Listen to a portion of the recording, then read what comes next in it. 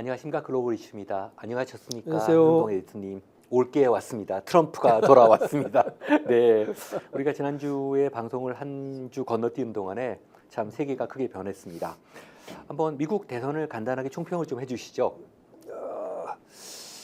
글쎄요, 이게 막판까지 정말 가늠하기 힘든 박빙일 거라고 다들 예상을 했었는데 결과는 조금 달랐죠. 네. 이게 전체 유권자 투표도 과반이 넘었고 트럼프 지지가, 그 다음에 선거인단 수도 뭐 322대 216으로 크게 벌어졌으니까 모르겠습니다. 이게 무슨 여론조사 쭉 계속 해온 것들이 차고 있었던 건지, 아니면 막판에 분위기가 좀 막힌 건지, 아니면 뭐 그 한 일주일 전부터 이미 트럼프 우세라는 보도가 나오긴 했는데, 통계치도 사람들이 헷갈린 거는 막판에 그 마지막 날인가 약간 변동이 있어가지고 또 헷갈렸는데, 결과적으로 보면 뭐 트럼프 우세로 계속 간 것 결과가 됐네요. 네네, 322대 216이면 꽤 차이가 났죠. 꽤 차이가 난 거죠. 예, 그리고 실제 투표자도 그렇고. 그렇습니다. 결국 그리고 미국 이 상하 양원도 그렇죠. 공화당으로 공화당으로 갔고 다수당이 돼버렸어요. 진짜 오랜만이죠. 예. 그 정도로 된 것은. 맞습니다. 결국은 미국의 방향이 틀어졌다. 미국 국민이 그걸 선택했다는 뜻 아니겠습니까? 그렇다고 봐야죠. 네. 유권자의 선택이라고 봐야죠. 네. 예. 앞으로 어떻게 그러면은 이제 전개가 될까요? 글쎄요. 그렇다고 해서 또 뭐 이렇게 쭉 갈 수 있는 건 아닐 테고요. 그렇겠죠. 지금 당장 그 민주당이 뭐 이렇게 뭐 의회나 이런 데서 무슨 뭐라고 그러나요? 견제한다든가 그 할 수단은 별로 없는 것 같아요. 지금 상원 양원이 다 장악하고 예, 있으니까. 맞습니다. 사실 그래 뭐 기껏 상원에서 네. 할 수 있는 게 무슨 필리버스터링 정도라고 하는데, 그거 네. 뭐 대세 지장 없는 거고요. 네, 뭐 그렇게까지 하긴 그렇고. 네, 그리고 이 기세로 봐서는 일단 그 트럼프 쪽에 그 분위기가 강화되고, 민주당이 이때까지 지난 4년, 그러니까 트럼프 1기 때 그 2020년 선거에서 바이든이 이겨서 흐름이 바뀌는가 했는데, 결과적으로 따지고 보면은 흐름이 안 바뀌었어요. 이 흐름이 안 바뀌었다는 것은 트럼프로 2016년도에 또 대선에서 트럼프로 바뀌었는데, 그것이 2020년도 바이든이 등장하면서 바뀌는 했는데, 그게 아니고 트럼프 바뀐 추세가 계속됐다고 볼 수 있고, 이 원인이 바이든 쪽 내지 민주당 쪽이 집권하고 나서 잘못한 거지. 그 바이든이 실패 때문인지, 네. 아니면은 미국이라는 사회 자체가 네. 트럼프 쪽 사고 내지는 트럼프 쪽 그 지향을 요구하는 그런 체제로 사회 전체 분위기나 경제 상태나 혹은 정치 분위기가 크게 네. 상당히 깊이 이렇게 바뀐 그렇게 봐야 것인지. 되겠죠. 네.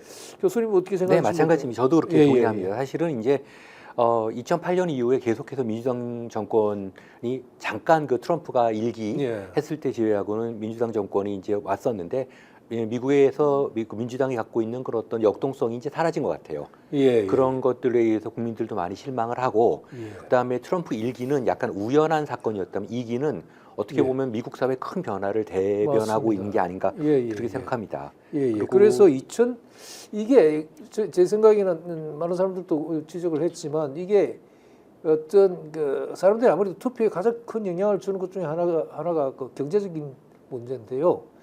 경제 문제가 미국 사회가 그 2008년도 그때 국제 금융 위기하고, 그다음에 2019년도 이후에 그 팬데믹, 코로나 바이러스 팬데믹, 네. 그 큰 두 개의 사건이라고 그럴까요? 그걸 거치면서 혼란이죠, 어떻게 보면. 그걸 맞습니다. 거치면서 이 미국 정부가 엄청난 그 돈을 투입했잖아요. 네. 뭐 몇 조 달러씩 막 네. 투입했으니까, 그것이 가져온 결과적으로 지금 미국이 가장 큰 그 중하층민이라고 할까, 유권자들한테 영향을 준 것이 물가인데, 높은 물가. 네. 이게 뭐 임금이 오른 걸 다 상쇄하고도 넘을 정도로 예. 모든 물가 비싸지니까 한마디로 살기가 힘든 건데, 네. 중하층민들은. 그것이 바로 그 큰 사건들을 거치면서 너무 돈을 많이 풀어가지고, 네. 당장 그걸 쉽게 극복하는 방법으로 그냥 돈을 투입한, 네. 미국은 기축통화의 국가라니까 얼마든지 그럴 수 있다라고 흔히들 얘기하지만, 돈을 많이 뿌리면 당연히 화폐 가치가 떨어지고 인플레가 올라가고 서민들이 생활 수준이 떨어지기 마련인데요. 그걸 너무 강경한 게 아닌가. 그러니까 바이든 정부가 뭘 어떻게 하든 그렇게 분위기를 몰아가는데 큰 역할을 했으니까 맞습니다. 거기에 예. 대한 일종의 심판도 있지 않나 싶어요. 우리도 예전에 여기서 몇 번 얘기했지만 이런 예. 식으로 양적 완화를 예, 더 한 번 하기 시작하면은 아무리 미국이라도 못 맞습니다. 견딘다라고 얘기를 그 대표적인 예가 했지 지금 않습니까? 예. 아베노믹스가 바로 그건데요. 그렇죠. 무너졌죠. 예, 일본 경제도 지금 저렇게 하락을 계속하는 것이 그와 밀접한 관계가 있거든요. 네. 무제한 초저금리 네. 금융 완화, 네. 그 아베노믹스의 핵심인데 미국도 그런 면에서는 같은 게 아닌가. 당연하죠. 예, 예.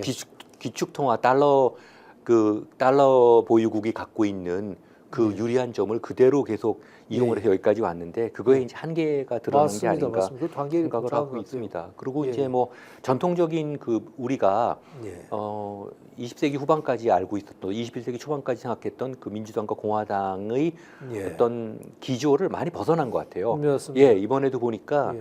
그 우크라이나 전쟁 문제에 대한 트럼프 입장도 그렇고 네. 그 네오콘 그 군산 복합체의 자금이 예. 훨씬 더 민주당 쪽에 많이 흘러 들어갔습니다. 예, 예. 그리고 또 하나는 이제 민주당은 흔히 말하는 이제 서민층을 대변하고 공화당은 전통적인 그런 기득권층을 대변하는 게 아니더라고요. 그러니까 전혀 아니고 그것도 민주당이 바뀌고. 도리어 더 미국의 상류층 아주 그렇죠. 그 아이비리그의 초일류 대학을 나온 상류층들을 맞습니다. 대변하는 거고 친구들도 보면은 그 페이스북에 올려놓은 거 보면 뭐 그레이디 투어 그래서 거대한 이제 회기가 일어난다고 하는데 예. 그 친구들 다 먹고 살 만한 친구들이고요. 예. 다 예일, 하버드, 콜롬비아 나온 친구들이에요. 그 그렇죠. 친구들 입장에서는 트럼프가 기가 막히지만 많이 못 배우고 많이 안 가진 그 미국의 서민층들 입장에서는 도대체 저 사람들이 뭐 하는 건가 이런 생각을 한 것 같은데 그게 문제는- 2016년도에 그, 네, 그 클린턴이 패배한 이유도 바로 금방 말씀하신 그러니까 말하자면은 민주당이 대변하는 그 이스태블리시먼트 네, 기득권층이 너무 네. 비대해지고 네. 그것이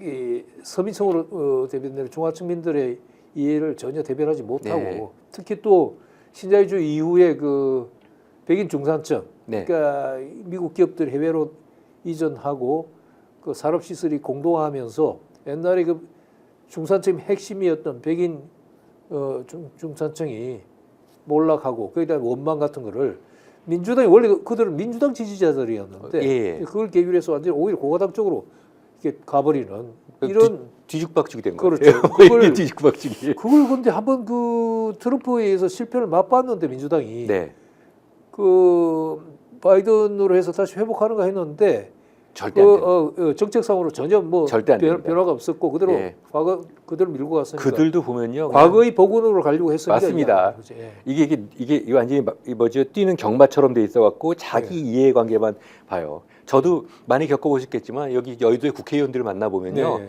어떤 이렇게 뭐 국정 전반을 본다기보다는 자기 그 먹거리 챙기는데 정신 못 맞습니다. 차리거든요. 그러게요. 결국은 보면은 이 미국의 문제를 그 미국 국민들이 어쨌든 인식은 했지만 그거를 트럼프라는 더 극단적인 방법으로 지금 예. 한번 시도를 해보는 것 같습니다. 시도해보고 그게 관심을 끌었죠. 근데 그렇죠. 민주당이 그걸 다시 2020년 선거에서 기적적으로 이기면서 마치 과거로 다시 돌아가고 그게 정상이라고 하듯이 정상이라고 네. 선포했는데 따지고 보면 우리나라도 마찬가지, 일본도 마찬가지인데 이게 좋았던 과거를 계속 예. 다시 복원하겠다, 회귀하겠다 하는 네. 거는 그 결국 다 몰락이거든요. 보면 네네. 일본도 아베노믹스가 바로 그런 네. 취지였는데 좋았던 시기에 일본 자민당 그 전성기로 돌아간다. 네. 그것도 실패했고 한국도 보면 지금 윤석열 정권도 이게 꼭 1대1 대비가 될지는 모르겠습니다만 이 정권이 내세우고 있는 것도 말하자면 옛날에 군사정권부터 해서 그 높은 고도 경제 성장을 누리고 네. 할 때 그때로 다시 돌아가자. 불가능해요. 그러니까 예, 그럼요. 그런 식으로 계속 그게 향수를 네네. 띈단 말이에요. 예. 말도 안 되는 소리입니다. 그건 반드시 실패하게 돼 있다고. 반드시 실패하죠. 아니 국민소득 80달러에서 1,000달러 올리는 거랑 지금 4만 불에서 이런 고도 경제 상황을 관리하는 거랑 이게 말도 안 되는 맞습니다, 소리죠. 맞습니다. 그 도로만 뚫으면 막 그렇죠. 국민소득 올라가는 거예요. 그 차원하고는 그렇죠. 미국도 차원이 다른데 미국도 그런 그렇죠. 면에서는 그게 네. 트럼프, 바이든도 똑같은 그 실패를 반복한 게 아닌가 네. 싶고요. 뭐 새로운 네. 가치나 비전을 주지는 못했고 못했죠. 결국은 이제 못했죠. 궁극적으로는 지금 미국이 흔들리는 게 미국의 가장 지금 핵심이라고 하는 아메리칸 드림 예. 그게 지금 흔들리지 않습니까? 예, 예, 근데 예. 지금 트럼프가 어떤 메시지를 던졌냐 하면 그 아메리칸 드림이 없어진 건 중국 때문이다. 중국 때문이다 하는 거 좋은 외부 적을 찾았고 찾았는데 뭐 그다음에 그냥 하나 뭘 뭐. 그다음에 저 미국이 세계 경찰 내지는 무슨 네. 그 전체 형님 노릇하는 그런 시대는 끝났다. 네네. 트럼프는 우리 자체 국내 네. 국내 문제에 집중하겠고 그다음에 동맹국으로 대표되는 오히려 저 자기 편으로 생각되는 그쪽에서 오히려 트럼프가 항상 주장하듯이 미국의 이익을 앗아가는 건 오히려 동맹국들이다. 말도 안 되는 소리들이에요. 그러니까 이제 이게 일종의 내향적인 자기 보호주의 쪽으로 돌아가는 건데, 네. 그러니까 우리 딴 데 신경 쓰지 말고 우리끼리 잘 먹고 잘 사는데 신경 쓰자라고 하는 게 어떻게 보면 트럼프의 메시지인데 미국 유권자들이 다수는 그래 그게 낫다. 괜히 그 세계 문제 관여하고 뭐 우크라이나 지원하고 뭐 심지어 저 이스라엘 지원하는 것도 좀 그만두거나 줄여라. 네. 우리는 우리부터 우선 제대로 살자 하는 분위기가 분명히 조성돼 있거든요. 네네. 두 가지를 봤는데 하나는 중국 때문이고 하나는 그 맞습니다. 많은 그 동맹국들을 먹여 살리거나 아니면 보호한다는 그런 황당한 생각을 했는데 예. 미국의 아메리칸 드림이 지금 상실돼 가는 거는 미국이 미국답지 못해서 그런 거죠. 못한 그 거죠. 소리는 보편적 가치를 상실했지 않습니까? 그러니까 어떻게 보면 네. 미국이 그것도 미국 전성기가 지난 거죠. 전성기가 지난 거죠. 이게 이제 몰락해 가는 예, 과정이 예. 있는데 네. 과거 그러니까 향수에 그런 맞아요. 압도적이고 절대적인 미국의 여러 가지 정치, 경제, 사회 또 군사적 또 도덕적 그런 지위가 지금 전성기가 지난 거로 물론 지났죠. 확실하게 모르겠지만은 어쨌든 네. 뭐 미국의 보편적 가치라고 하는 것들이 일반적으로 두 가지거든요. 시장 경쟁 공정성, 예. 그다음에 정치적 의사 표현의 자유. 이 두 가지가 얼마나 지금 망가져 있습니까? 그게 이제 예. 그게 어떻게 보면 바이든 내지 민주당 이스태블리시먼트 기득권층이 표방하고 있는 가치인데 네. 그게 가까운데 네. 그거를 뭐 어떻게 보면 트럼프는 완전히 깨버렸잖아요. 깨버렸잖아요. 그 예. 시대 지나갔다 이미. 막 가겠다고 지금 예, 얘기하는 거예요. 우리는 예. 우리 속부터 차리자 우선. 예, 예. 예. 근데 그게 그거를- 사실은 예. 아니 미국이 대외 그 관계에 개입을 했던 건 원래 미국은 원래 그런 철학의 나라가 아닌데 개입했던 거는 자기네 이득이 있으니까. 물론이죠. 당연한 예, 예. 말이 거기서 맞습니다. 벌어온 돈이 얼만데요. 그러니까 자기들이 힘이 굉장히 강하고 네. 2차 대전 이후에 세계 그 GDP의 거의 70%를 차지하고 할 그 시절에는 그렇게 충분히 할 수 있는 여러 개 있었고 네. 그렇게도 통했는데 네. 그 뭐 알다시피 1970년대 이후에 미국은 몰락하기 시작하면서 몰락이라는 게 뭐 몰락이라는 게 몰락이죠. 상대적인 예. 거지만 예. 예, 예. 그리고 2000년대 아까 말씀드린 2008년도 세계 금융위기 이후 사실 그게 한번 컸죠. 완전히 꺾였고 네네. 그다음 팬데믹 이후 그리고 이제 또 그렇고. 그 테러와의 전쟁 실패하고. 맞습니다. 그것도 예, 예. 실패하고 그것도- 그러니까 이라크하고 아프가니스탄 개입한 게 큰 패착 중에 네네. 하나였죠. 또. 20년을. 맞습니다. 예. 그래서 그 사실은 요번에 메시지 지난번에도 그랬지만 그 트럼프의 메시지는 한마디로 말하면 Make America Great Again 아닙니까? 예, 다시 그렇습니다. 미국을 이제 위대한 미국으로 바꾸겠다고 그렇죠. 하는데 그거와는 반대로 가고 있습니다. 제 대체적으로 이제 미국이 위대했던 만약에 미국이 그레이트했다면은 그 원인이 보통 제가 세 가지로 보는데 현실적으로 동맹국의 안보를 책임져줘야 됩니다. 강대국은 그 헤지모닉 패권국은 동맹국의 안보를 책임져야 되고 예. 두 번째로는 패권국은 동맹국의 시장을 열어줘야 됩니다. 우리나라 발전할 때 얼마나 그렇죠. 미국이 네. 시장 열어줬어요. 마샬 플랜이라는 것도 네, 마찬가지죠. 마샬 플랜은 말할 것도 없고요. 네. 그거 완전히. 근데 세 번째가 이제 규범 파워거든요.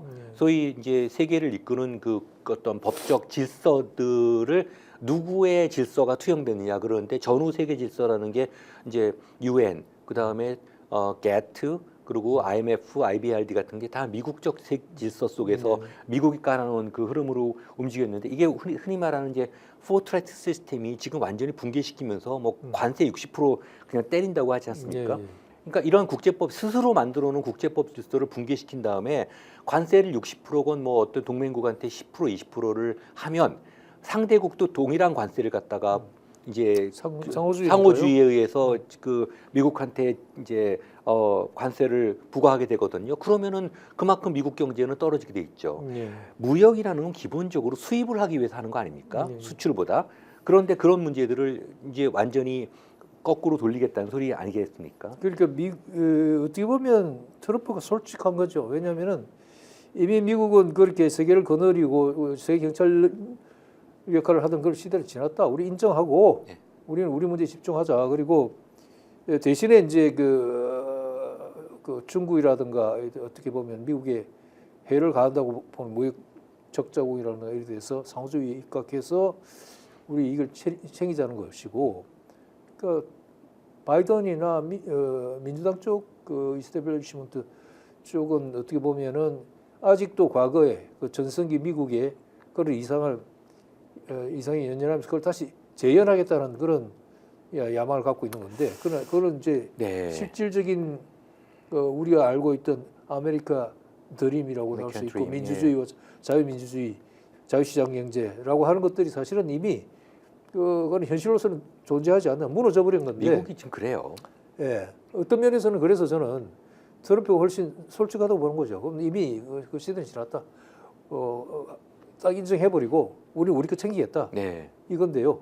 이제 이럴 경우에 저는 이것도 그렇게 쉽지는 않을 거라고 봅니다. 말씀하신 대로 지금 중국에 대해서 이제 트럼프는 실제로 그렇게 할지는 모르겠는데, 근데 60% 관세 일괄 모든 아이고, 부분에다 다 세상에. 때려버리겠다. 네. 그리고 중국 제품, 특히 전기자동차 같은 거는 멕시코를 우회하는 것들도 뭐 최대 200%까지 네. 관세를 때리겠다고 그러고, 그 다음에 일반 국가에 대해서도 뭐 10% 내지 20% 관세를 다 매기겠다고 그러는데, 근데 그 관세라는 게 양면이 있지 않습니까? 양면이 있는 게 그 외국의 수입품을 막는 효과는 있지만, 자국 제품을 살리고 자국 산업을 살리는 효과가 있지만, 그렇게 되면은 수입품이 비싸지고 이제 말해서 인플레를 자극하게 되고, 그다음에 국내 소비를 죽이고, 오히려 어떤 면에서는 국내 산업도 위축시키고 무너지는 거죠. 국민 네. 생활 수준도 낮추잖아요. 그럼요. 그럼 부작용이 있기 때문에 그게 뭐 네. 양날칼이잖아요. 아니, 상호 연계된 이런 세상에서 그러니까. 갑자기 관세를 저렇게 매기겠다 그러면 지금까지 유지되어 오던 기본적인 통상 질서들을 한 번에 다 무너뜨리겠다는 소리거든요. 상대방이 가만히 있을 리가 없죠. 가만히 있을 리가 없죠. 네. 마찬가지로 그냥 보복 관세 때리기 시작하면 그러니까. 전 세계가 다 난리가 나는 겁니다. 그리고 그리고 그러니까 그렇게 트럼프 쪽 해법도 그 잘 풀릴 것이라는 게 전혀 없어요. 정해져 있지 않은 네. 굉장히 앞날 전망이 여전히 불투명한. 단지 이제 그럼. 그 트럼프가 워낙 일기 때 많은 그 기괴한 행동을 했기 때문에 바이든이 들어왔을 때 미국이 좀 America's back 그러면서 미국이 좀 정상화되나 생각했는데 이번에 해리스를 보면요 특별한 비전도 없었고 뭐 해리스는 좀 무능이라고 해야 될 것 같아요. 무능이기도 하고 비전도 특별한 없고. 비전도 없었고 예, 역동성도 없고 예, 뭐 예. 메시지도 없고 그랬지 않습니까? 그리고 제가 아까 말씀드렸지만 이거 돈을 더 받은 것 같아요. 왜 미국 대선은 전통적으로 사실은 메이저 산업으로부터 누가 더 정치 자금을 받느냐에 따라서 좌우됐는데 예전에는 석유였죠. 근데 최근에는 IT로 바뀌면서 그렇기 때문에 이제 뭐 미슬 디펜스 MD 같은 것들이 누가 더 주도권을 쥐고 있느냐 그랬는데 최근에 보니까 민주당이 전쟁질은 더 하더라고요. 예. 그러니까 뭐 해리스가 됐으면 우크라이나 전쟁도 뭐 끝나지가 않고 우크라이나는 지금 사실 공무원들 월급도 줄 수 없을 정도고 재정적으로 파탄 상태고 젤렌스키도 대통령 임기도 끝난 상태에 저러고 있지 않습니까? 그런데도 불구하고 민주당은 지금 저걸 계속 유지를 했잖아요. 저건 빠져나오겠다고 트럼프는 얘기하지만 지금 여기 강요 임명 예정자들 보면요. 그 굉장히 그 가자 이스라엘 친이스라엘 정도서 그냥 마지막에 그렇죠. 극우주의자들이 막 지금 난리를 치고 있습니다. 결국은 친이스라엘에다가 그 러시아하고는 협상을 할 수 있다고 생각하고 있고 우크라이나에 대한 지원도 줄이거나 없애자고 주장하고 있고 말하자면 이 트럼프가 지금까지 대체로 내년에 출범하는 트럼프 2.0이 그 고위공직자 인선이 이제 그 윤곽이 잡혀 있는데 보면은 뭐 주요직들을 전부 다 보면 말씀하신 대로 우선 제일 원칙 특징이 재밌더라고요 이게. 네. 트럼프에 대한 충성도가 제일 원칙이에요. 예, 그건 그러겠죠. 그러니까 폼페이오라든가 닉 헤일리 같은 한때 그 고위공직자 물망에 오르던 사람들도 바로 트럼프에 대한 약간의 그 충성 함량 미달 함량 탈락. 예. 이다 잘리는 그다음에 거예요. 충성 위주로 다 되는 예. 거고 그다음에 말씀하신 대로 반중국, 예. 중국에 반중국 대해서 친이스라엘. 네 맞습니다. 철저 친이스라엘. 그다음에 반환경. 예, 반환경 이게 세 개하고는 다 가. 그다음에 반민주인데 민주당이 아까 말한 그 기득권층이 그걸 워크라고 그러더라고요. WOK라고 그래가지고 예. 워크들은 철저히 배제하라는 게 네네네. 트럼프의 그거예요. 그럼 뭐냐면 워크라는 게 뭐 좀 깬 사람, 잘난 체 하는 사람 이런 의미 같은데요. 네. 그러니까 뭐냐면 정치적 올바름이라든가 그다음에 이게 생태 환경에 대해서 이렇게 좀 진보적인 생각을 갖고 있는 이런 말해서 지식인 그룹이나 네. 이에 대한 거부감이 아주 강한 것 같아요. 그런 사람 경멸적으로 워크라고 지칭하는 것 같은데 그 워크들은 모든 인사에서 배제하는 게 또 원칙으로 되어 있더라고요. 예. 예, 그러니까 이게 트럼프도 어떻게 보면은 이게 일단 민주당으로 대표되는 기득권층의 어떤 그에 대한 반발 내지는 혹은 이스라엘하고 소수민족이나 아랍계의 반발로 인한 반사 이익을 얻긴 했는데 앞으로 어떻게 풀어갈까에 대해서는 그것도 좀 그렇게 우리가 자꾸 지금 봐야 될 거는 뭐냐면요. 잘 보이지 않아요. 트럼프가 그냥 부동산 저 사람이에요. 그러니까 별로 아무 생각 없습니다. 지금 자기 돈만 맞아요. 챙기면 되는 거고. 블룸버그 통신을 보니까 예. 그래요. 일론 머스크가 알다시피 뭐 정부 효율화위원회 그것까지 됐어요. 1억 달러 이상을 기부했잖아요. 예, 그러고 투표로 나오는 사람에게는 거의 억 단위의 돈을 주겠다고 막 제외하고 네네네. 실제로 일론 머스크가 돈을 엄청 많이 썼잖아요. 네네. 블룸버그 기사 중에 하나가 보니까 혹은 이코노미스트도 마찬가지인데 결국은 이번 대선은 미국 대선은 부자들이 잔치다. 잔치죠. 예. 일론 머스크가 하룻밤에 20조 벌었다 그러던데요. 그거 써갖고 하룻밤에 20조 벌었다고. 그래갖고 자기 또 정부 효율화위원회에 들어갔는데 정부의 효율화라고 하는 것은 공공성에서 보는 거하고 또 사부분에서 보는 게 다르지 않습니까? 예. 근데 그걸 뭐 그렇게 해버리면은 어떡할 정부 거예요? 효율이라는 게 가만 보니까 예. 자기 이게- 불편한 거 다 없애는 거예요. 그렇죠. 이게 자기 공무를 하고 네. 기구를 축소시키는 거예요. 네네. 그러니까 딱 해고시켜버리고 네, 축소를 해고시키고 예. 간소화하면서 비용을 줄이는 거거든요. 네. 그게 이제 효율화의 핵심인 것 같아요. 네네. 근데 그게 일반 민간 기업들은 이렇게 경기가 안 좋거나 네. 돈벌이가 안 되면 잘라도 보통 자르잖아요. 네네. 해고하잖아요. 그럼요. 구조 조정 당하지 그걸 않습니까? 구조 조정 리스트라고 네. 하고 있어. 근데 일반 공무원들, 국가 공무원들을 그런 식으로 할 수 있을까? 할 수 있을까? 어쨌든 간에 지금 트럼프는 밀어붙이는데 못할 게 없고 맞습니다. 슈퍼맨이 지금 돌아온 거 아닙니까? 그렇죠. 전부들 이런 상태가 당분간은 됐는데 트럼프의 쪽에 먹힐 것 같아요. 먹힐 것 같습니다. 근데 대안마가 없어요. 제 촉인데 예. 굉장한 혼란에 들어갈 겁니다. 그럴 미국 가능성이 사회의 그 기저가 예. 저거를 드레싱할 수 있는 그런 지금 상황에 가 있지 처지가 못 돼요. 못 예, 되는데 예. 정말 신중하게 저걸 다뤄야 되는 문제들인데 맞습니다. 예. 아니 사람 바뀌는 거 그 나이에 트럼프 평생 어렸을 때부터 월세 몇 센트까지 가서 다 받아내고 아버지한테 인정받았던 예, 사람인데 예. 그렇다고 제가 해리스가 된다고 해서 별로 해리스도 그렇게 큰 기대를 할 수 있는 입장이 아니었지만 트럼프 상황 보면 참 난감한 맞습니다. 문제들 다만 같습니다. 우리한테 우리 측면에서도 봐야 되는데 우리 측면에서는 이렇게 이 표현이 딱 맞는 건 아니지만 어떻게 보면 흥미진진한 재밌는 일이 벌어질 가능성도 있겠다. 흥미진진하게 느껴지십니까? 전 불안하고 무섭습니다. 흥미진진하고 불안하고 딱 연결돼 있습니다. 네네. 그러니까 어떻게 될지 모르니까. 다만 네. 이제 해리스가 될 경우에 미국의 한반도 정책이라든가 남북 관계나 북미 관계는 거의 변화가 없고 없을 거겠죠. 그냥 없었겠죠. 바이든 시절 그대로 갔을 가능성이 높죠. 네. 근데 트럼프가 됐으니까 네. 뭔가 새로운 시도를 할 수도 있다. 그리고 이미 트럼프가 장담했듯이 하루아침에 우크라이나의 전쟁을 멈출 수는 없을지라도 뭔가 러시아 푸틴과의 어떤 휴전 협상이나 어떤 전쟁을 멈추기 위한 어떤 협상을 할 것 같은 분위기가 있고. 협상은 무슨 협상입니까? 돈 줄 끊어버리면 그 자리에서 무너지는 건데요. 그건 이제 우크라이나 쪽. 우크라이나 쪽이고. 네, 그렇죠. 이제 현재의 푸틴하고 전선 하는 거죠. 상황에서 그러니까 푸틴하고 할 경우에는 이렇게 되는 거죠.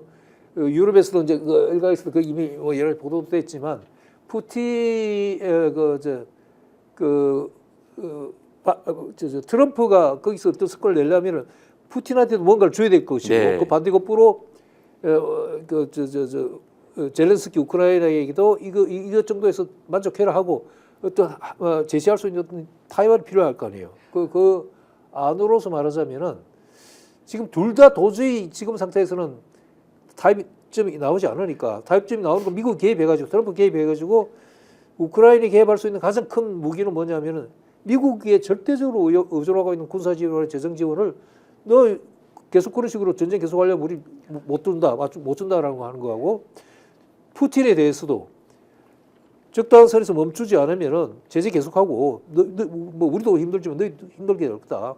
그래서 적당한 선에서 멈추자라고 어떤 타협을 제시하고 전쟁을 조기에 멈추는 것이 그 유일한 방법인 것 같은데요. 제가 이건 단답형으로 이거 전문가로 말씀드리겠습니다. 트럼프의 시각에서 보면요, 우크라이나는 돈이 안 되는 거예요. 가자는 돈이 됩니다. 근데 푸틴하고는 협상을 하겠지만 젤렌스키는 협상의 대상이 아니라 협박의 대상이죠. 왜냐하면 지금 돈줄 끊으면 그 자리에서 무너지는데 너 죽을래 말 들을래 이 소리일 겁니다. 물론 그렇죠. 예, 그 정도지.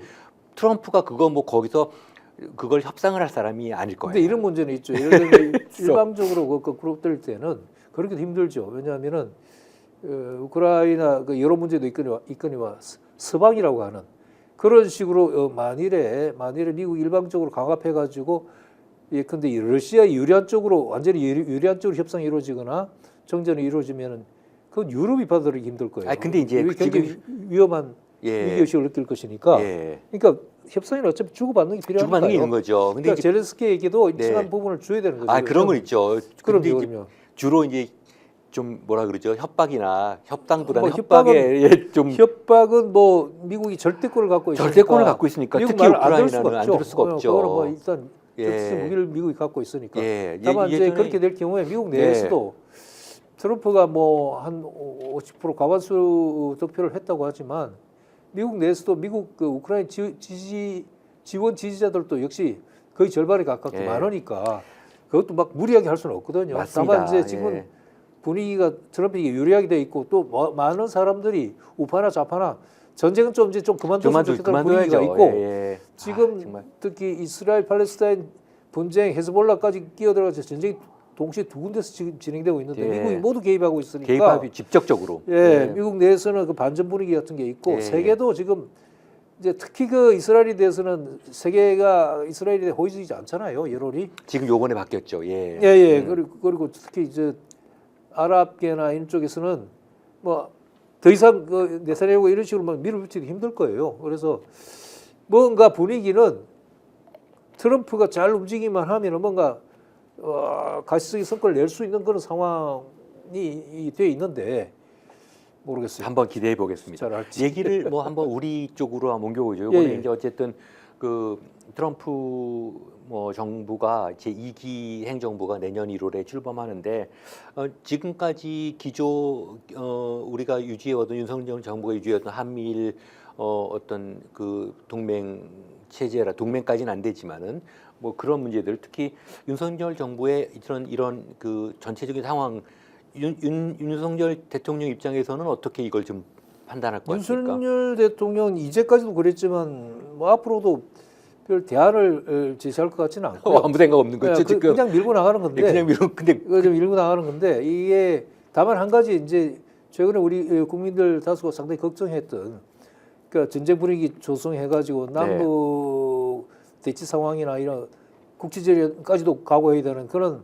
위험 상태로 가는 거는 오히려 트럼프가 승리하면서 오히려 그 가능성이 확 줄어들었었죠. 미국이 이걸 바라지 않으니까요. 대신에 이제 말하자면 전쟁 위기는 오히려 트럼프가 당선되면서 줄었고 대신에 트럼프도 뭐라고 할까요? 그 북한과의 어떤 협상 가능성도 있기 때문에 어떤 그럼 윤석열 정부의 어떤 외교 대북 관계나 그다음에 한미 관계 기조는 굉장히 바뀌어야 되는데 안 바뀔 가능성이 없고 그다음에 안 바뀌면 어떡할 거예요? 트럼프의 기조가 그거거든요. 동맹 관계도 이제까지 보면 자율적 동맹이라고 그래가지고 미국이나 나토처럼 미국이 절대적인 물주가 되는 그런 식으로 지원해가지고 그 체제를 끌어가는 것이 아니라 이제 각 국가가 예컨대 트럼프가 계속 일기에서도 요구했듯이 GDP의 2% 이상을 국방비로 쓰라. 그러니까 그리고 어느 정도 절대적인 자국 방위는 자기가 책임져라 하는 쪽으로 해가지고 그것이 가능한 그러니까 돈을 충분히 내는 국가만 도덕한 동맹 말 잘했네 트럼프. 좀 제발 자국적 방위는 자기고 우리도 거기다 내는 방위비. 그럼요. 다 쓰면 우리 자주 국방하고도 남아요. 미국은 우리한테는 그렇게 생각 안 하는 게 문제죠. 그런 뭐 마치 무슨- 자기들이 다 지켜주고 있으니까 무슨 한국은 돈 무조건 내야 된다는 이런 무슨 주의잖아요. 그런 그러니까 우리는 뭐 아니 미국이 자기들 이익을 위해서 이게 주둔하고 있지 뭐 한국을 위해서 와 있나? 100% 자기 이익을 위해서 지금 그러니까요. 주둔하고 있는 거잖아요. 근데 물론 그런데 예. 알다시피 지금 그 주한 미군의 주둔 이유 중에서도 가장 큰 것은 대북 억제가 아니라 중국에 대한 억제고 그럼 당연하죠. 중국을 겨냥하고 있기 때문에 이 대만하고 한국, 일본, 싱가포르 같은 중국 주변의 동아시아의 이런 국가들이 전략적으로 굉장히 중요하고 중요하죠. 특히 한국은 뭐 굉장히 말할 것도 중요하기 없고요. 때문에 트럼프가 큰 소리 쳤듯이 쉽게 주한미군을 뺀다든가 철수한다든가 네. 뭐 돈을 뭐 지금 1조 한 5천억 되는 그 이른바 방위비 분담금을 네. 분담금 이름이 분담금이지 분담금이 분담금이니까 안 줘도 삥 되는 거예요. 뜯는 거예요. 삥 뜯는 거. 강제로 삥 뜯는 거죠. 삥 뜯는 거죠. 원래 안 줬던 겁니다. 네네, 이게. 예. 일본이 먼저 주니까 우리도 따라 쓰는 예. 건데 그걸 지금 15조까지 올리겠다는 거 아니에요? 그러니까 그런 예, 식으로 예. 무슨 저런 게 어디 있어요, 세상에. 그러니까 이제 그런 식으로 하는 데 대해서 우리 정부가 미국의 그런 전략적 사고라고 그럴까? 그걸 잘 파악해 가지고 어떻게 대응하냐 참 어렵습니다. 잘 해야 되는 거거든요. 예. 무조건 근데 이제까지 우리 한국이 대체해온 우리 한국이 아니라 네. 우리 그 윤석열 정부와 또 그 이전에 그 우리 그 국방 관계자들이나 우리 뭡니까 전시 작전 통제권 반환을 반대하는 국방족들을 보면은 이건 뭐 그런 전략적 사고나 대응은 불가능할 것 같고 참 이게 그냥 또 미국 일본 동맹에 그냥 매달리는 식의 맞습니다. 이게 근데 그 노무현 대통령이 말씀하셨지만 깨어 있는 시민들의 그 어떤 그 단결된 의지 예, 예. 이런 게 중요한데 사실 이게 그렇습니다. 프레임이거든요. 기본적으로 그렇습니다. 이거 지금 뭐 이렇게 얘기한다고 되는 것도 아닌데 참 미국이 이런 방식으로 계속 나가는 게 전 세계에 지금 미군 기지가 800개 정도 되는데 미군이 외국에 기지를 유지하는 이유는 국내에 유지하는 것보다 싼 값에 예, 지금 유지하니까 되는 거 아닙니까? 싼 값이고 예.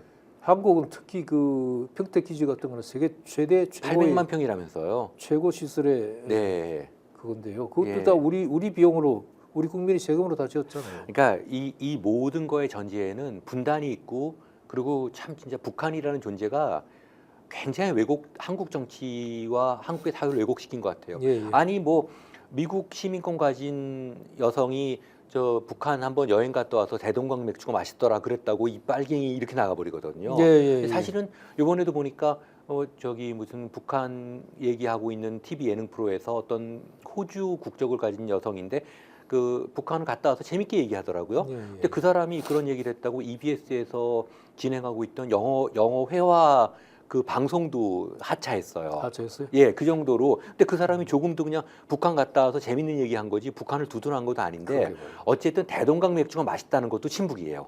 국가보안법 위반이고. 그러니까 이런 이게 상태가 되니까. 분단 조건을 이용한 기득권 기득권들이 중에, 남북이 예. 다 있는 거예요. 예, 남북이 다 있는 거죠. 그러니까 북도 보면은 저는 북 체제도 정상이 아니라고 보기 정상은 때문에. 아니죠. 예, 누가 그거 국제제를 정상이 그렇게 아니죠. 했습니까? 그러니까 이 둘 다 정상이 아닌 이 비극적 상황을 어떤 식으로 네. 해소하는 쪽으로 모든 걸 정신이든가 그러니까 뭐 모든 지금 자원을 이런 부정한 집중해야 되는데. 기득권들이 총동원해 갖고 이러한 남북 관계의 긴장 상태를 더 확대 증폭시켜 갖고 자신들의 그런 기득권들을 유지하고 있는 좋은 의미의 기득권이 아니라 그렇죠. 좋은 의미의 기득권 노력을 해서 얻었던 그런 걸 얘기하는데 그게 부정한 기득권 외세에 의존했다든지 아니면 이념적 갈등을 갖다가 리플레이팅 했다든지 이런 것들인데 결국 이데올로기 공작이죠. 계속해서 북한 을 이용을 해갖고 뭐 대동강 맥주 맛있다는 것조차도 그런데 근데 뭐 어떻게 안 변하겠습니까? 노무현 대통령 회고록 보면요, 그 이제 우리가 뭐 그 파병할 때 중동에 파병할 때도 안 하겠다고 했죠. 안 하겠다고 했는데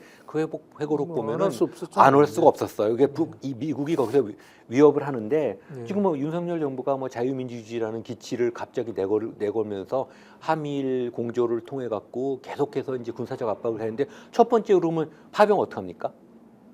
우크라이나에 파병한다고 저렇게 그러는데 지금 불가능한데 난리 났잖아요. 파병한다 그랬는데. 제가 보기에는 그 말하자면 정치적 위기를 네. 외부로 돌려가지고 남북 관계의 어떤 긴장 상태를 조성하는 수단으로 수단을 우크라이나를 이용한 이용하고 건데, 예. 그렇게 해서 정치 위기를 벗어나려고 하는 정치적 의도가 다분히 보이기 때문에 예.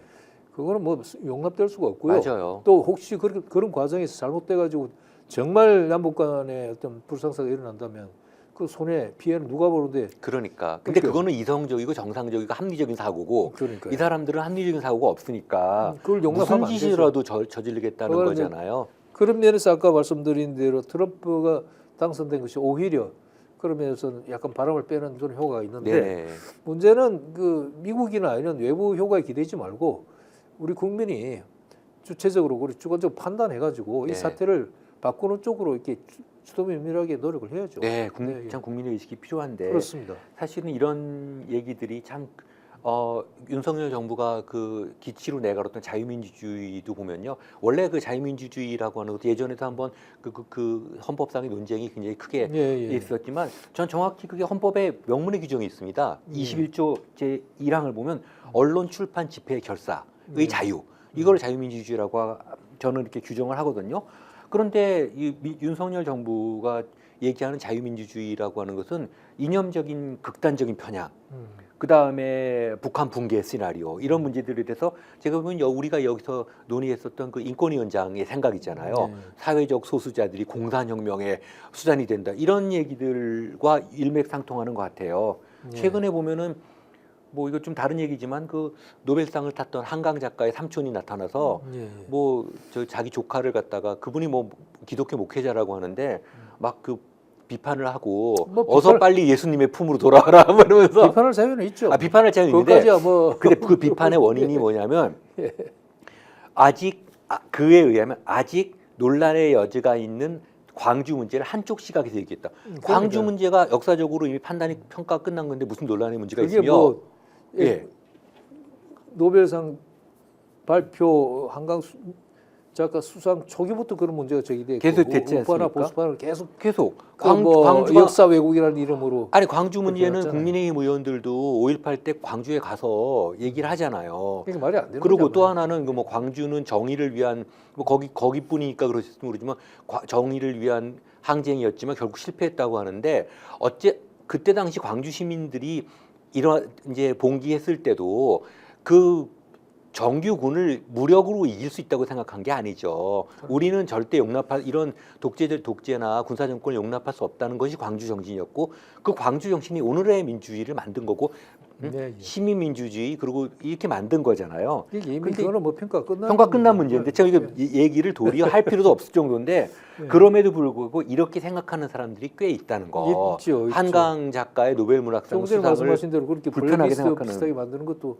아직도 그런 세력이 잔존하고 잔존하고 있고, 있잖아요. 지금 어떻게 보면 윤석열 정권이 그런 세력에 이제 어떻게 보면은 또 한 번에 이게 마지막 봉기가 됐으면 좋겠는데 네.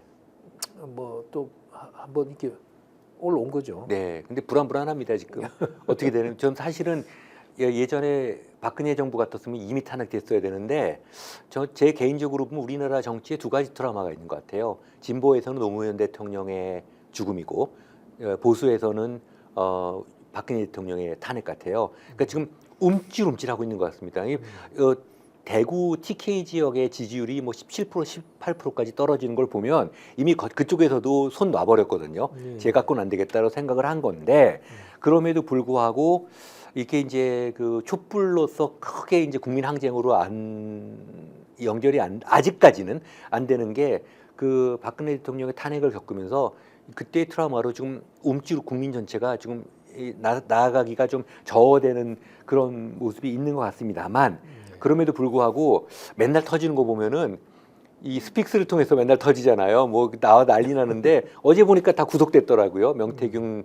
근데 그 사람만 구속시키면 됩니까? 그 몸통은 거기 있는데. 그렇죠. 예, 몸통은 거기 있는데. 이미 뭐 그 분위기라고 그럴까 사람들의 네. 인식은 어떤 반환점을 돌아선 거 반환점 완전히 돌아섰죠.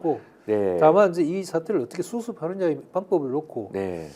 저번에 한번 그 탄핵 사태도 있고 했으니까 지금 집권당이나 정부에서도 똑같은 그 자기들 입장에서의 과거를 되풀이하지 않기 위해서 굉장히 뭐 방법을 강구하고 있을 것이고 네. 이미 야당에서도 예전에 그 탄핵은 결정적으로 집권당 내부 분열에 의해서 내부에서 어떻게 그 뭐라고 합니까? 내부 분열에 의해서 표가 이쪽으로 넘어왔기 때문에 탄핵이 가능했던 건 아니에요. 네. 그리고 그때는 헌법재판소까지도 그 결정을 동의했고. 네. 근데 지금 상황은 이제 사람들이 생각하는 게 이미 발언점을 넘어섰지만 그런 절차적 과정을 거쳐서 탄핵이 가능할까에 대해서 사람들이 반신반의 하고 있는 단계고. 예.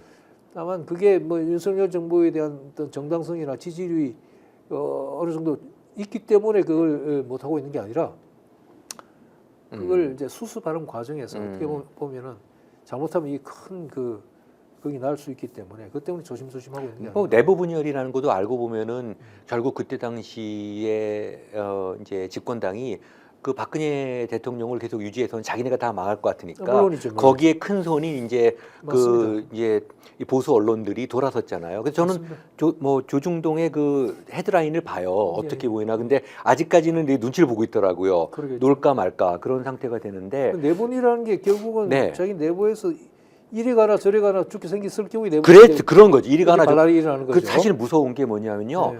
그렇게 해서 박근혜 정부가 국민들의 힘에 의해서 완전히 박근혜 대통령 탄핵되고 보수가 절멸된다고 했는데 5년 만에 되살아왔습니다. 그러니까요. 그러니까 결국 그때 그걸 본 거예요. 지금 박근혜를 놓고 5년 있다 살아나오자 생각을 한 거죠. 근데 그게 성공을 한 프로젝트가 되지 않았습니까? 그러니까 또 탄핵도 프로젝트예요. 그렇죠. 네, 그때 탄핵도. 탄핵에 가담했던 예컨대 김무성 씨라 예. 이런 사람들은 정치적으로 완전히 몰락했잖아요. 네네. 그러니까 또 지금 현재 예컨대 그 당시에 김무성 씨와 같은 그런 좀 정치적 행보를 보이기가 집권당 내부에서도 상당히 어렵겠죠. 근데 살아남은 사람 얼마나 많습니까? 지금 그때 날 이거 그렇죠. 그 있지만. 탄핵 때문에만 몰락한 게 아니라 그 사람이 갖고 있는 정치적인 자산과 컨텐츠가 없었다는 소리라고 보여지는데 하여튼 불안합니다. 그렇죠, 할 것 같아요. 그렇죠. 근데 이 와중에 이제 국제관계까지 좀 자기네하고는 좀 언페이버러블하게 지금 뭐 트럼프가 되면서 우크라이나 파병이 일본 어렵고. 상황도 지금 쓱 뭐 그렇게 좋은 건 아니에요. 일본은 어떻습니까? 일본도 지금 이시바 시게루 정권이 10월 1일 날 출범해가지고 한 달도 안 돼가지고 다시 그 총선 10월 27일 했잖아요. 네. 27일 했는데 참패한 뒤로 이제 이게 그것도 역시 과반수 미달 여당이 해버리니까 네. 저번 시간에 말씀드린 그 제4당인 28석을 가진 국민민주당하고 지금 손잡고 그러니까 자민당, 공명당에다가 기존 두 당에다가 네. 국민민주까지 해서 3당 지금 연립정권인데 연립은 아니고요. 네. 부분연합이라고 그래가지고 이게 어떻게 보면 지금 그 올라프 숄츠 독일 그 3인당 정부가 지금 녹색당하고 글쎄 말입니다. 유럽 자유민주당하고 3당 그 신호등 연합이었는데 연립이었는데 그것도 깨져버렸어요. 2인 삼각도 아니고 3인 사각인 경기죠. 뭐 이거 안 되는데 그럼 어떻게 되는 거예요? 그래서 독일 올라프 숄츠 연립도 붕괴돼 버렸고 일본도 사실은 붕괴됐는데 지금 국민민주를 끌어들여 가지고 겨우 이제 유지를 하고 있는데 많은 관측자들은 내년 7월이 참여연 선거거든요. 아 내년 7월이요? 내년 7월까지만 이시바 정권이 갈 가능성이 있다. 아. 그때 참여연 선거를 이시바라는 얼굴로 가면 자민당 참패한다. 그러니까 네네. 갈자고 할 것이다. 네. 그때 되면 또 자민당이 이시바가 아닌 다른 주자를 내세워서 정권을 유지하거나 네. 아니면 1993년도 호스카와 정권처럼 비자민 연립 정권이 등장할 가능성이 있어요. 예. 그런 식으로 말하자면 지금 일본 정부 혹은 일본 정치도 굉장히 불안정해졌고 네네. 독일 정부도 지금 굉장히 불안정해졌어요. 네네. 아마 내년 2월 23일로 총선 일정이 이미 정해져 있어요. 아 독일이요? 독일도. 네네. 그렇게 될 경우에 그 3인당이 패배는 필패고 네. 그 CDU 그러니까 김인연하고 기사연 연합 정당이 일당이 되고 네. 다만 그렇게 되니까 메르츠 당수가 김인연 당수가 총리가 되느냐는 별개의 문제고 지금 제일 인기 좋은 거는 피스토리우스 지금 국방장관이라고 그러는데 그러니까 국방장관을 수반으로 한 3인당의 새로운 연정이 만들어질 수도 있고 아니면 CDU 중심으로 해서 3인당 빼버리고 야당 연합이 정권이 들어설 수도 있는 거죠. 독일도 정신없는 것 같습니다. 독일도 그래서 지금 그쪽에 보면 AFD라고 해가지고 독일을 위한 대한 정당이 있고 그 극우예요. 극우예요. 그다음에 또 하나 극좌가 하나 있어요. 그게 지금 워낙 정치가 혼란스러우니까 내년 2월 24일 총선에서 그 극우 극좌 양극단이 확 설치해버릴 가능성이 있다고. 그게 제가 말씀드렸지만 이 극우 극좌 이럴 때 앞에 있는 극운 멘탈러티고 뒤에 있는 우좌는 이데올로기인데 예. 사람을 구성하는 것 중에 이 멘탈러티가 이데올로기를 더 압도한답니다. 예. 그렇기 때문에 극우와 극좌는 같은 데로 간다는 거예요. 맞습니다. 예. 이러다 이거 나치 같은 거 나오는 거 아닙니까? 아니 그런 풍토가 지금 유럽 네. 전반적으로 그런 풍토가 있다고 네네네. 우려를 하죠 지금. 예. 그걸 파시즘이라고 그러는데 파시즘이요, 파시스트. 네, 새로운 파시즘 시대가 도래했다고 지금 경고하는 게 네. 벌써부터 뭐 여러 번 있었죠. 근데 일본 같은 경우 저렇게 3인 사각 경기로 뛰면은 예. 지금까지의 그 한미일 공조 예. 이런 거 지금 정신 차릴 수 그게- 있는 상황 지금 뭐 이게 그게 좀 정신이 없을 것 같아요. 정신이 없을 것 같지 뭐 그럴 상황도 아니고 이 이시바가 네 딱히 뭐 바란 인사나 이쪽은 아닌데 아니죠 예 하지만 이시바 지금 힘이 없습니다. 힘이 없죠 소수 예. 여당에다가 아, 예. 그 누구는 그런 비유를 했어요. 마치 그 국민의힘당 내에 유승민 같다. 아 그러니까 예. 굉장히 고립돼 그 있고. 유승민 씨는 그 지금 합리적이 똑똑하긴 하죠. 아 그렇죠.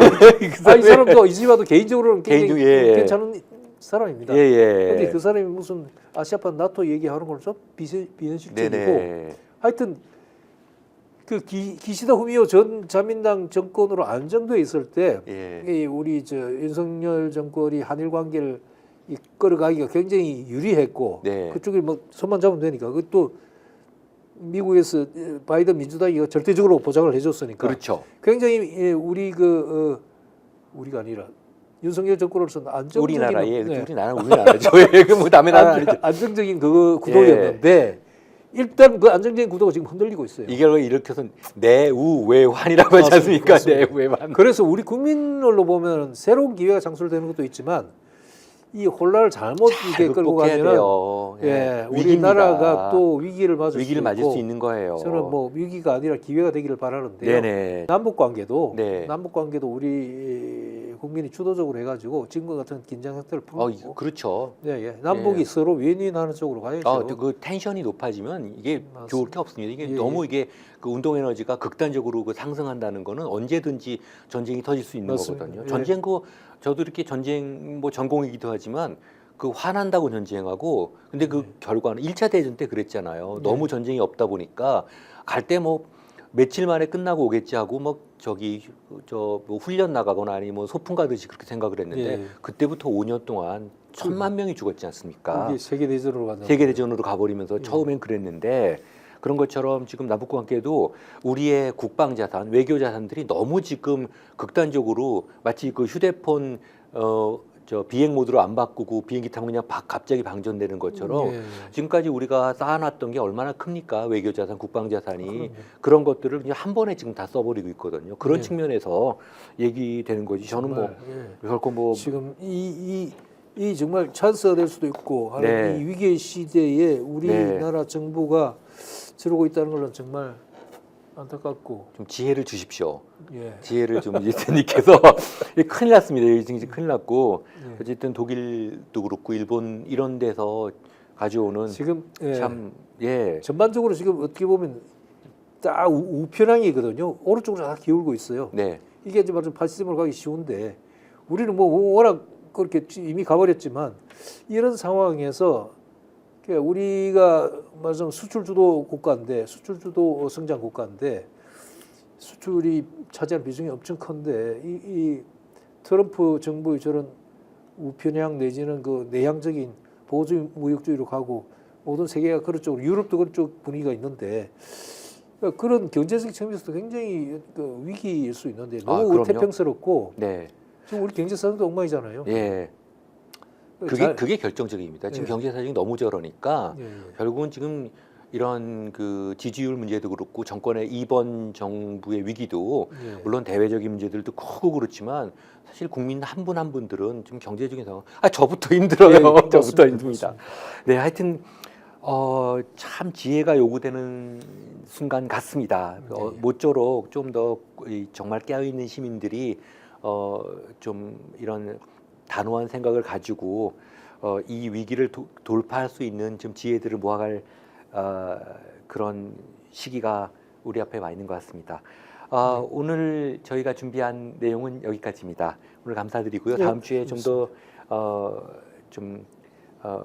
즐거운 내용을 가지고 한번 만나 뵙도록 하겠습니다. 오늘 감사합니다. 예, 수고하셨습니다. 네. 예.